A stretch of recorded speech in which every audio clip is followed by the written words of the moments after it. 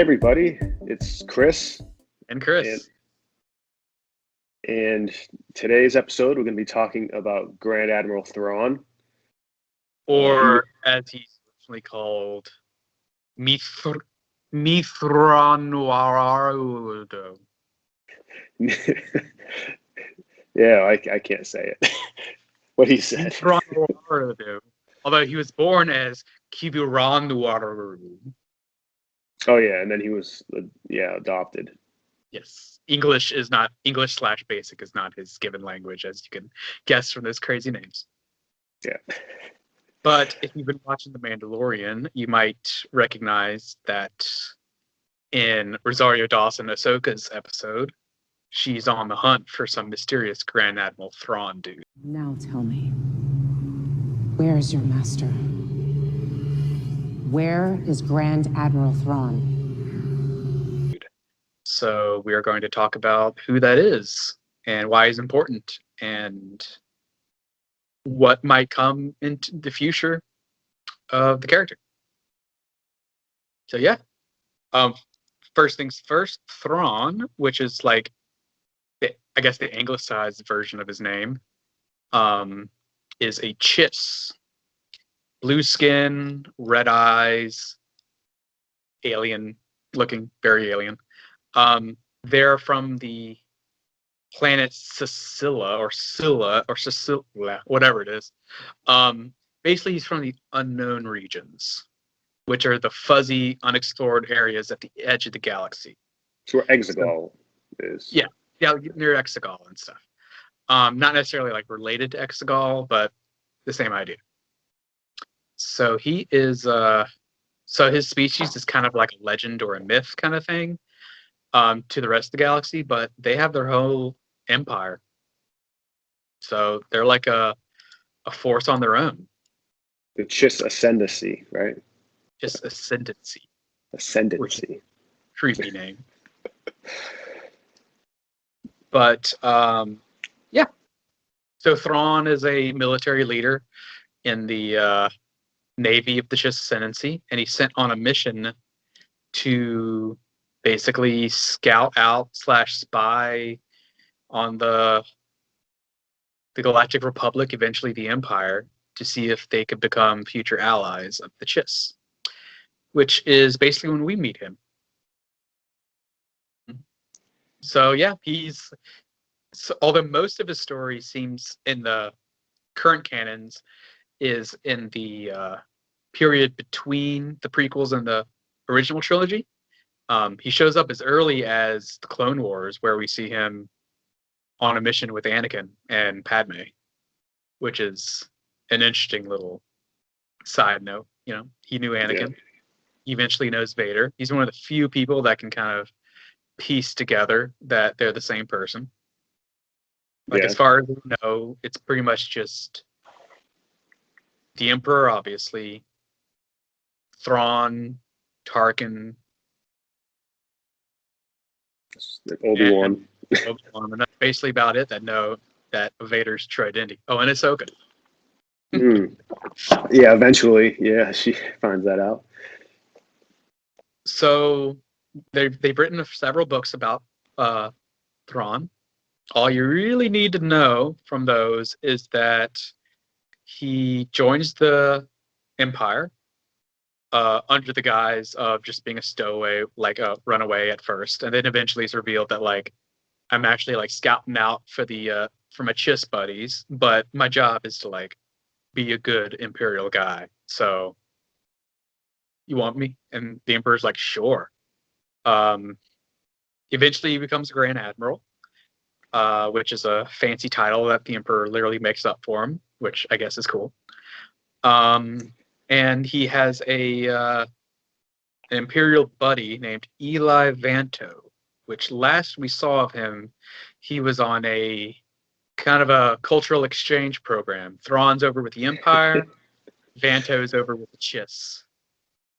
So they're doing their own thing, yada yada, adventures, fun, wonder.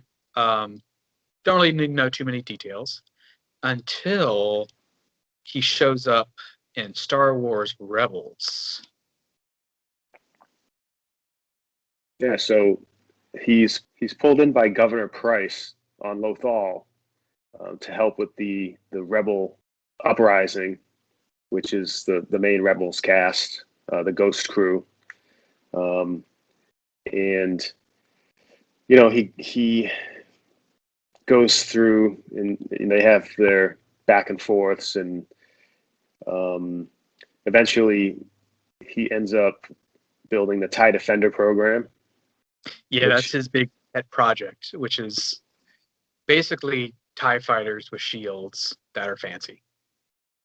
And I mean, it's like an obvious idea, but he's the only one to think of it, apparently. So, but his program gets scrapped because the rebels end up blowing up the factory fuel tanks, and the Emperor decides that he wants to go with Krennic's Death Star. So, which I guess the question is, if Thrawn's idea had won, would the rebels have been able to defeat it? But I guess that's a moot point because they took him out before it could start.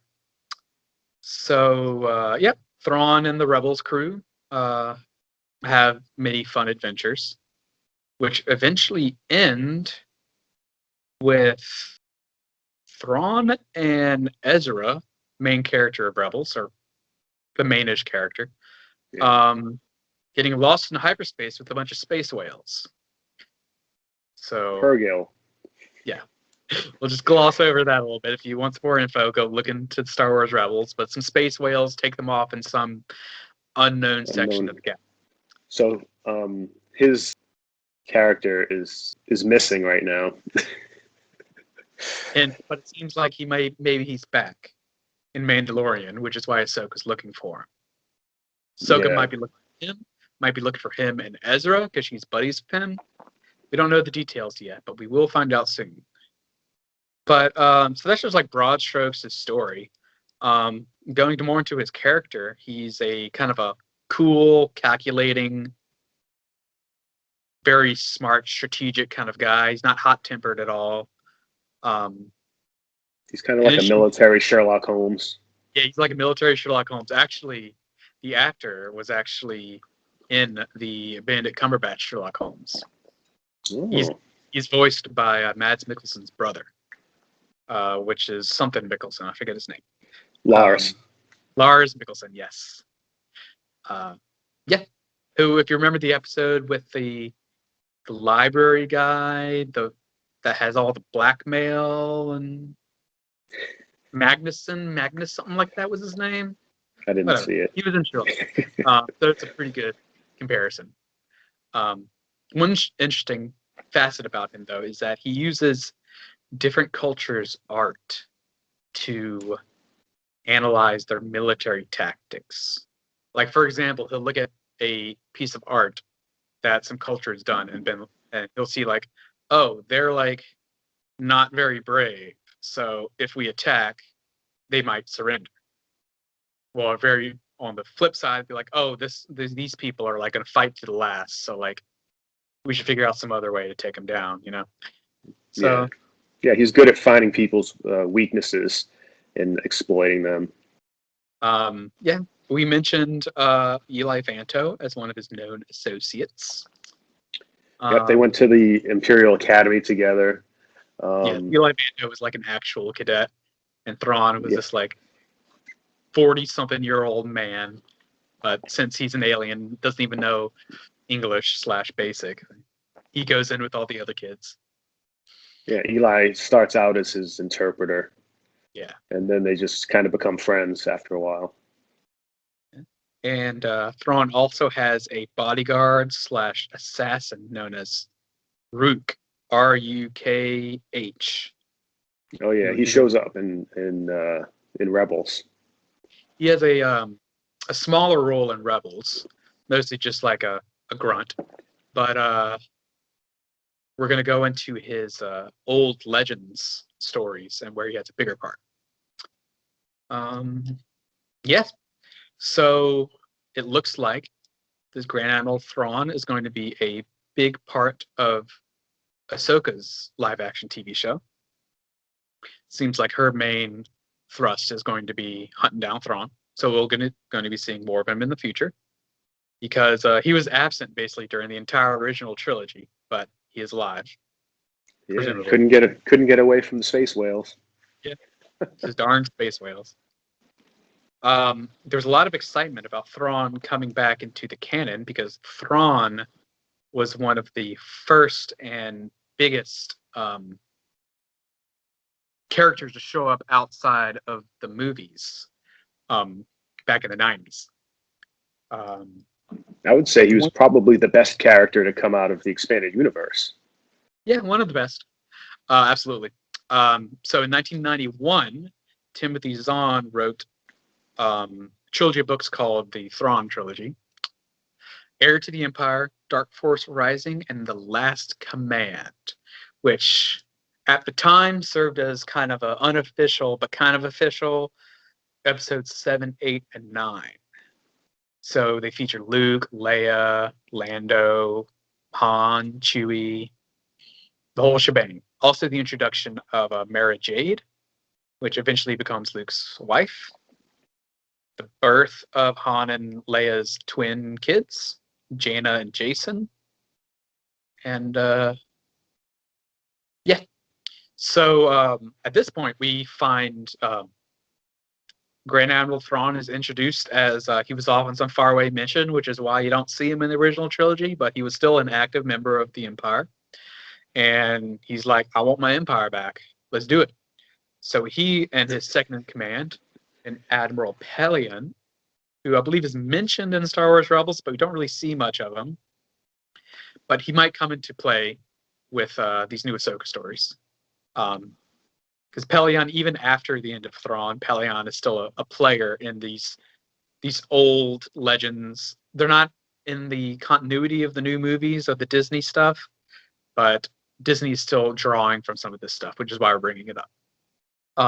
Yeah, so Thrawn and Pelion, they basically find a... So this is also before the prequels came out. Didn't quite know what the Clone Wars were yet. Kind of making it up. So they find a crazy Jedi clone named Joruus C'baoth. Or C'baoth. I think it's pronounced C'baoth. He's just this crazy Jedi dude who is literally insane. But he has the ability, similar ability that the Emperor has, to basically called battle meditation, which is basically how they explained why the Empire was so powerful, because the Emperor could literally kind of use the Force to kind of hive mind the fleets, so they were more efficient. So this is why Thrawn needs a Jedi Master on his side to get that extra organization that technology or even a brilliant strategist like Thrawn just can't do on his own. Yeah. So adventures happen. They fight with Luke, Leia, Han. Eventually, we're introduced to a few more characters. Talon Card, which is a Lord of the Smugglers kind of strange character. And then we meet Mara Jade, who is a former secret spy for the Emperor, and now she's all sad because the Emperor's dead and she wants to kill Luke. Whatever. We'll go into her later. So Thrawn eventually we find out that he has control of the Nogri, which, along with Rook, which we met in the Star Wars Rebels continuity, they were Vader's bodyguards that, again, we never knew about. Just kind of pulled out of their butts, but Vader had bodyguards.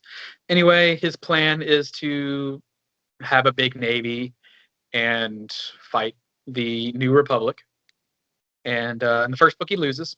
Wah, wah, wah. Second book, more stuff happens.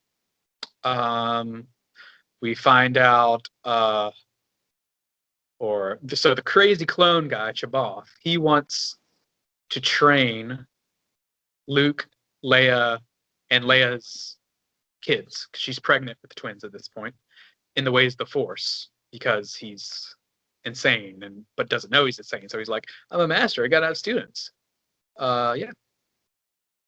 So the second book kind of deals with Thrawn finds this abandoned giant navy that he's going to use to destroy the New Republic. But yeah, crazy stuff happens. He gets a bunch of ships. The third book highlights are Jaina and Jason Solo were born, which don't really feature too much in this book because they're little baby kids. But eventually in these continuities, they're important. Yeah, they defeat Chaboth and his crazy clones. There's a weird clone of Luke called Luke with 2 U's, and Luke have a battle. Mara Jade kills Luke. Rook kills Thrawn for betraying his people, the Empire. These books are very complicated. I'm just going through like broad strokes. Yeah, but Thrawn dies here and there, but his legacy was like a lot of the same character traits that he shows in Rebels. The cold, calculating. He's interested in art.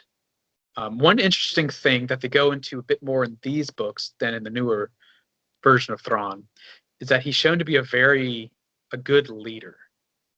Whereas like Vader and a lot of the Imperial generals and things ruled by fear, Thrawn rules a bit more about like trust and respect. Like he respects his crew a lot more. So they have a lot more like love and admiration for him.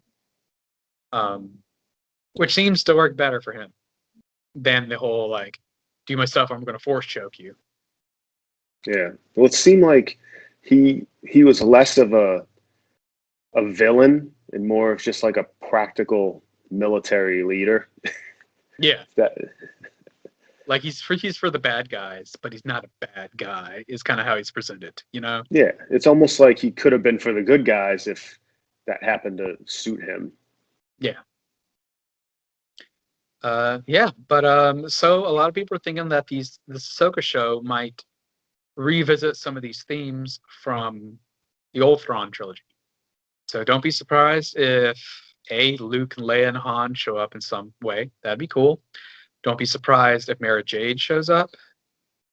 Also, don't be surprised if there's a weird, perhaps it's a clone of the Emperor, like kind of like the Exegol clone, just like an early version of him. Maybe that's how they bring in Chaboth. Yeah, so some of these things might factor into the future of the character. Yeah, something to think about. Yeah. But yeah, he's a fan favorite character. Looks like we're going to be seeing more of him. Fun to think about who's going to play him, because even though like his voice actor is a known actor, he could play him. He's got that kind of like Benedict Cumberbatch kind of like like fancy, cold British man, too smart for his own good going on. So. Well, there's a rumor that they're going to cast him as Thrawn. Yeah. I don't know if that's been confirmed as true or not. But, yeah, who knows? If I would say if he wasn't already in Rogue One, Mads Mikkelsen would be great. But oh yeah, already shown up in the movie, so can't use him. But his brother's already doing the role, so and he was very good in that episode of Sherlock, I remember, and a few other things he's been in. So he's my vote right now. Yeah, I'd take him. Yeah. If you want to learn more details about Thrawn, check out the Legends books. Also by Timothy Zahn. They brought him back. The guy that wrote the character originally, they brought him back to revisit the character in the new canon. So, which is very interesting. So it's straight from the horse's mouth. So you can't make any you can't make really any complaints that it's not true to the original character because the same guy wrote him. So he's pretty true to the original character. I think so. Also, check out Star Wars Rebels if you haven't already. That's the majority of his canon is in there. Yeah, and the new trilogy books. And then another trilogy that's on the way that actually just started with the Thrawn Ascendancy Chaos Rising, then Thrawn Ascendancy Greater Good. And there's going to be a third one. I don't think has a name yet.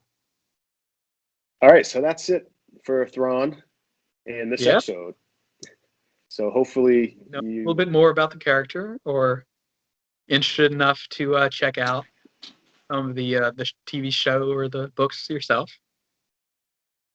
And until then, we will see you next time. May the Force be with you. May the Schwartz be with you.